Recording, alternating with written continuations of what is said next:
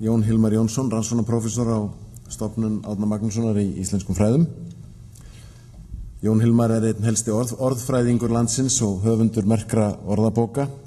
Hann hefur lengi verið í félagsskap orðanna og velt fyrir sér merkingu og merkingartengslum orða og hann nefnir erindi sitt einmitt af félagsskap orðanna. Gjörðu svo vel, Jón Hilmar.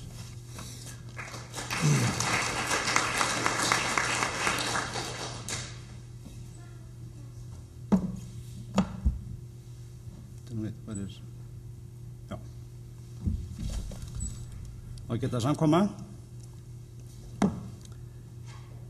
Ég nefni þetta spjall af félagsskap orðanna og það skýrist nú kannski ofurlítið af því sem að eftir kemur.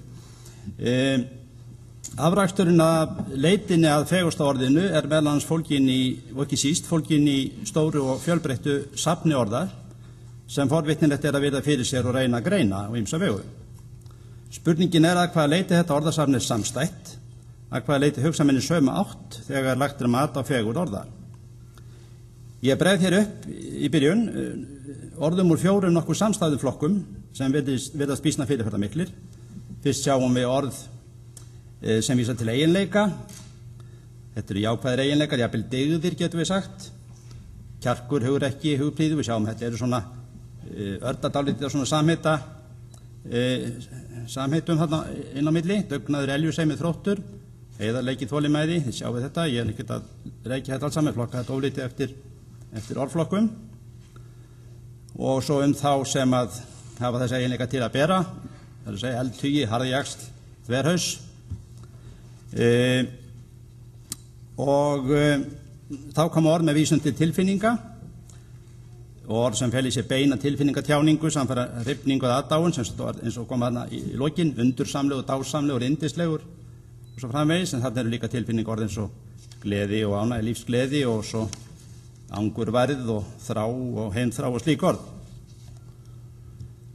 Það er ekki langur vegur frá tilfinningarorðanum yfir næsta flokk sem gefum á yfirskriftina viðmót, elska, hjarta, hlýja, vinarþel, vinsæmt, náungakærleikur, eða þá lýsingarorðin, vingjarlegur, elskulegur, aðlaðandi, ljúflingur og hugljúfi og slík orð.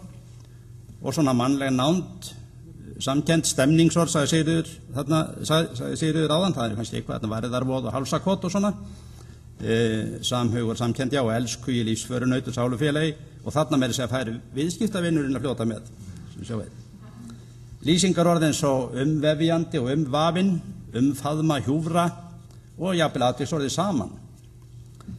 Þannig að þetta þarna rata orðin svona dálítið í flokka. En í umsögnum þessi orð felst stundum athyglisverð lýsing á merkingu þeirra. Hér eru dæmi þar sem vakin athygli á hversu samsett og margþætt merkingin getur verið, eins og orðið þiggi merkingu sína við blöndun merkingaþátta sem sótt til annar orða. Einurð, þarna sjáum við verðlauna umsögnina þetta orð, það er að segja umsögnina sem að fleitti þessu orði í úrslitinu, sem að segja. Í orðinu samennast á fallegan hátt, örlítið af þrjósku, smá sérviska og mikið af festu. Orðið hljómar líka einstaklega tignarlega og fallega og yndi lýsir ást, góðmennsku og hjartagæsku, stutt orð sem segir svo margt. Og svo geta verið þarna tengsl af öðru tagi, svona mótsagnir, raskat, endurspeglar misræmi, ljótleik og fegurðar. Og menn geta jafnvel vilja hlutast til merkinguna sjálfir, eins og þannig í lokin, sveimhugi, orðið vilja líka nota með athyglisbrest.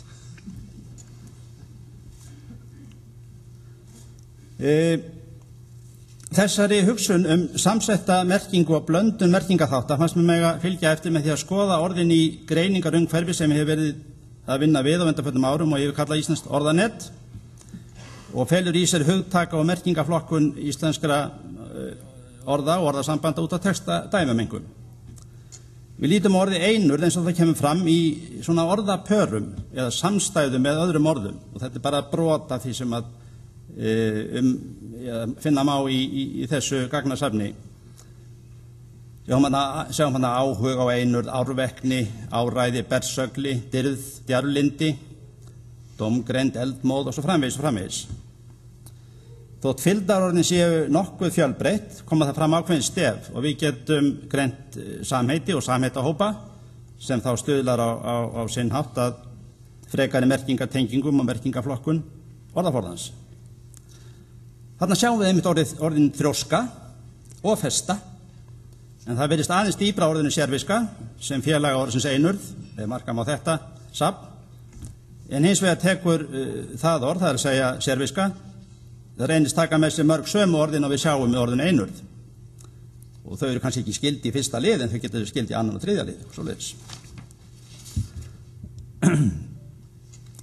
Ég skoðaði svo 2 önnur orð sem kepptu til úrslita, ef við getum orðað það svo, í þessu sama ljósi, orðið kotroskin og harðjaxl. Hér sjáum við bara lítinn hluta af þeim orðapörum sem þau birtast í orðanetinu og þarna blandast greinilega saman ýmsir merkingaþættir sem verður sameiginlegir með öðrum orðum. Sá sem er kotroskin er gjarna bráðþroska, drjúgur, fjörlegur og framhleypinn og galvaskur, fullorðinslegur og kumpánlegur, mannalegur. Og við sjáum þarna fyrir neðan skýringuna sem að valin var með þessu orði í úrslitakeppnina. Og harðjaxlar, þeir eru einhverju leyti kannski glæponar og kappar og ofurhugar og heljarmenni og svo framvegis. Og þarna sjáum við skýringuna á harðjaxlinum sem er nú ansi svona kröftug.